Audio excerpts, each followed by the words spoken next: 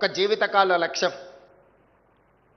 ఒక అధికారిగా గుర్తింపు గౌరవం పొందాలి అనంటే మీరు 30-35 సంవత్సరాల మీ సర్వీస్ కాలంలో నిబద్ధతతో పనిచేయాల్సిన అవసరం ఉన్నది.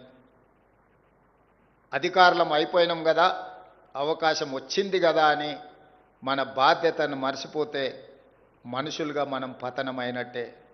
మనం అధికారులుగా మన బాధ్యతను విడిచిపెట్టినట్టే. అందుకే యువమిత్రులారా, ఈ తెలంగాణ రాష్ట్ర ప్రభుత్వం మిమ్మల్ని కుటుంబ సభ్యులుగా భావిస్తుంది.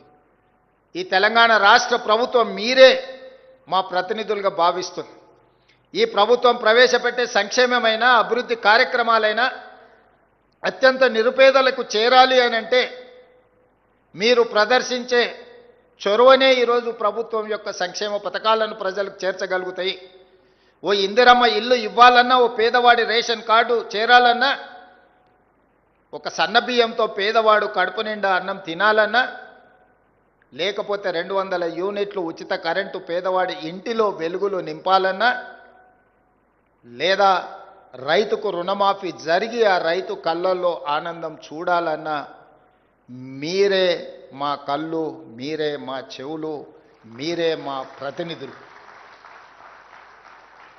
నేను ఇక్కడ పాలసీ చేస్తుండొచ్చు, ఇక్కడ నేను నిర్ణయాలు చేయొచ్చు. సచివాలయంలో నేను ఎంత గొప్ప నిర్ణయం చేసినా దాన్ని అమలు చేసే అధికారులుగా మీరు ప్రదర్శించే చిత్తశుద్ధే ఈ ప్రభుత్వానికి మంచి పేరైనా చెడు పేరైనా.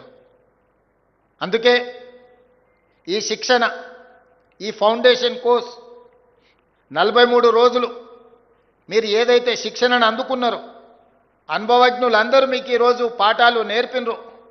ప్రొఫెసర్ పాండ్ రంగారెడ్డి గారి నుంచి మొదలు పెడితే గోపాలకృష్ణ నాయుడు గారి నుంచి చాలామంది అధికారులు, జాతీయ స్థాయిలో పనిచేసిన వాళ్ళు, ప్రైమ్ మినిస్టర్ దగ్గర కలిసి పనిచేసిన వాళ్ళు, స్టేట్ గవర్నమెంట్తో కలిసి పనిచేసిన ఉన్నతాధికారులే కాకుండా ప్రొఫెసర్ నాగేశ్వర్ లాంటి వాళ్ళు కూడా మీ దగ్గరకు వచ్చి వారి వారి అనుభవాలను చెప్పడమే కాకుండా మీరు భవిష్యత్తులో ఏ విధంగా వ్యవహరిస్తే మీ గౌరవంతో పాటు ప్రభుత్వం యొక్క ప్రతిష్ట ఏ విధంగా పెంచొచ్చో మీకు సంపూర్ణంగా వివరించినరు, మీరు అర్థం చేసుకున్నారని నేను భావిస్తున్నా.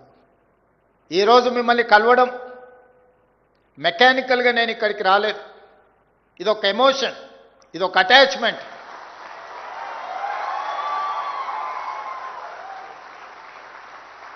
తెలంగాణ రాష్ట్ర ప్రభుత్వంలో మీరు చేరుతున్నది ఉద్యోగం కాదు, 4 కోట్ల తెలంగాణ ప్రజలతో కూడుకున్న భావోద్వేగం.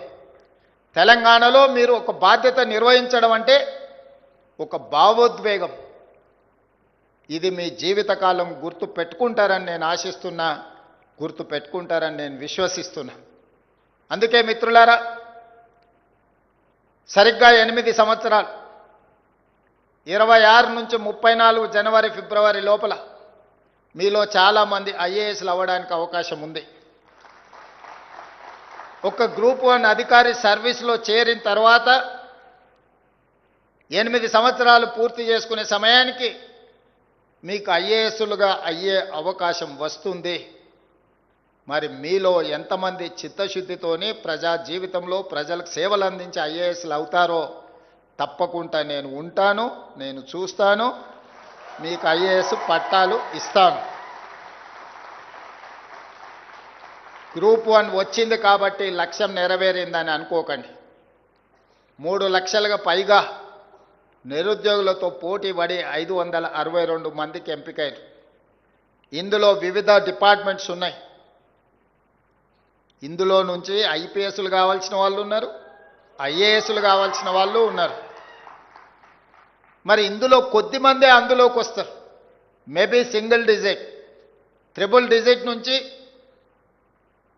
మీరు సింగిల్ డిజిట్కి ఫిల్టర్ కాబోతున్నారు.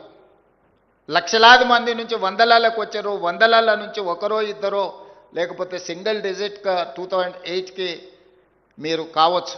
ఇంతకుముందే అధికారులతో మాట్లాడుతుంటే, sir really they are very lucky, ఈ టైంలో చాలా ఓపెనింగ్స్ ఐఏఎస్ ఐపీఎస్లో రాబోతున్నాయి, వీళ్ళు నిజంగా కష్టపడితే ఇందులో చాలామంది ఐఏఎస్లు అవ్వడానికి అవకాశం ఉంది అని చెప్పి నాకు అధికారులు చెప్పడం జరిగింది. అందుకే మీ బాధ్యతను బాధ్యతాయుతంగా నిర్వహించండి. ఆఫీస్కి వెళ్ళే ముందు ఎస్ఆర్ శంకరన్ని గుర్తుపెట్టుకోండి. ఆఫీస్లో మీ దగ్గరికి పేదవాళ్ళు వచ్చినప్పుడు వాళ్ళకు సహాయం అందించేటప్పుడు మీ తల్లిదండ్రులను గుర్తు చేసుకోండి. మన ఎవరి నేపథ్యమో ఆగర్భ శ్రీమంతుల నేపథ్యం కాదు. మన ఎవరి నేపథ్యమో అభివృద్ధి చెందిన దేశాల నుంచి ఇక్కడికి వలస వచ్చిన వాళ్ళం కాదు.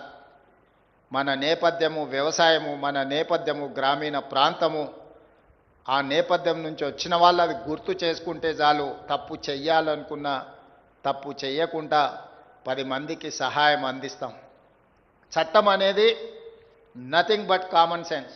If you have abundant common sense, you can take, you can deliver. మీరు మంచి నిర్ణయాలు తీసుకోవడానికి, మంచి పనులు చేయడానికి మనకు విచక్షణ అధికారం ఉంటే సరిపోతుంది. దాన్ని ఎట్లా ఉపయోగించాలనేది మన మీదనే ఆధారపడి ఉంటుంది. ప్రొసీజర్స్ ఉంటాయి, ప్రాక్టీసెస్ ఉంటాయి. ప్రొసీజర్స్ ప్రాక్టీసెస్ మనకి అర్థం కానప్పుడు కామన్ సెన్స్ అనేది బిగ్గెస్ట్ అసెట్, అది వాడాలి. ఈ చట్టాలు, ఈ నియమాలు, ఈ ఆదేశాలు పని చేయకుండా ఆపడానికి కాదు, 10 మందికి సహాయపడే పని చేయడానికే ఈ చట్టాలు ఇవన్నీ. అందుకే 10 మందికి ఏ విధంగా మనం సహాయం అందించగలమో ఆ రకంగా మనము ముందుకు వెళ్ళాలి. చివరగా ఒక్క మాట చెప్పి, మీ అపాయింట్మెంట్ లెటర్ ఇచ్చిన రోజు ఆ మాటనే చెప్పినాను, ఈరోజు మళ్ళీ గుర్తు చేయాలనుకున్నాను. రాజకీయాలలో, ప్రభుత్వ ఉద్యోగంలో 3 రకాల పరిస్థితులు ఎదురవుతాయి. చేరినప్పుడు చాలా గరంగా ఉంటాం, ఉడుకు రక్తం. కొంచెం దూరం పోయిన తర్వాత నరం, కొంచెం మెత్తబడతాం. ఇంకా కొంచెం దూరం పోతే బేషరం. గరం, నరం, బేషరం. చివరికి లైఫ్లో సెటిల్ కావాలన్నా లేకపోతే రకరకాల ఆలోచనలతోని మనం కొన్ని తప్పిదాలు చేస్తూ ఉంటాం. ఎవరు ఏమనుకుంటే మాకేముందిలే, మాకు కావాల్సింది మేము తీసుకుంటున్నామని 3 రకాల పరిణామ క్రమాలు ఉంటాయి. అవి చర్చించుకుంటారు. ఇందులో ఎవ్వరు కూడా మొదటి దగ్గరనే ఆగిపోవాలనేది నా ఉద్దేశం. ఈరోజు ఏ ఆలోచనతోని, ఏ రకమైన అప్రోచ్తోని ఈరోజు మీరు సర్వీస్లో జాయిన్ అవుతున్నారో, మీ రిటైర్మెంట్ రోజు కూడా ఇదే విధంగా మీరు ఆ కమిట్మెంట్తో పనిచేస్తారని నేను భావిస్తున్నా. ఎవరైతే నానుడి ఉందో గరం, నరం, బేషరం అనేది, ఈ నానుడిని తప్పని ప్రూవ్ చేస్తారని నేను అనుకుంటున్నా. మీరు తప్పకుండా చెయ్యాలి. చేస్తా అనుకున్న వాళ్ళందరూ కూడా గట్టిగా చప్పట్లు కొట్టాల్సిందిగా నేను కోరుతున్నా.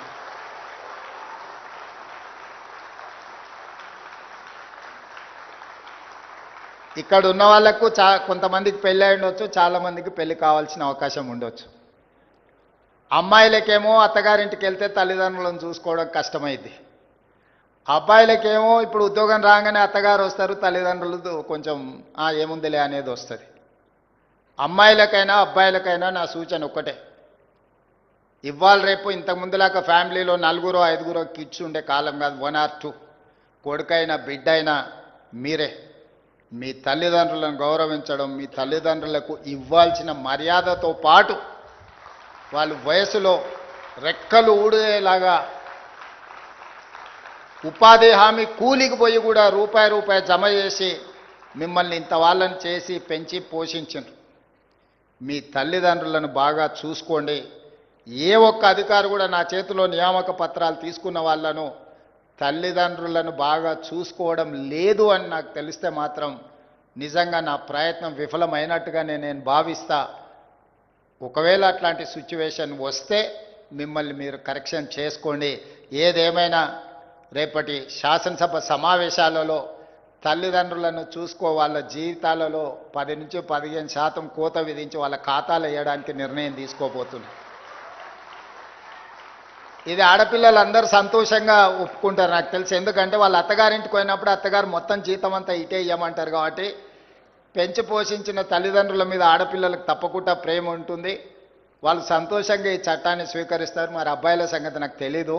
కాకపోతే మీరు కూడా ప్రిపేర్ అవ్వాల్సిందే. జాగ్రత్తగా చూసుకుంటే బాగుంటుంది, జాగ్రత్తగా చూసుకోకపోతే కోత పడుతుంది. ఈ రెండు విషయాలను దృష్టిలో పెట్టుకొని మంచి శిక్షణ కార్యక్రమం, దీంట్లో ఇంకా కొంచెం ప్రాక్టికల్గా మీరు నేర్చుకోవాల్సింది ఉంది. రీసెంట్గా నేను కూడా స్టూడెంట్గా హార్వర్డ్ యూనివర్సిటీ పోయి వచ్చిన, మీకు అందరికి తెలుసు.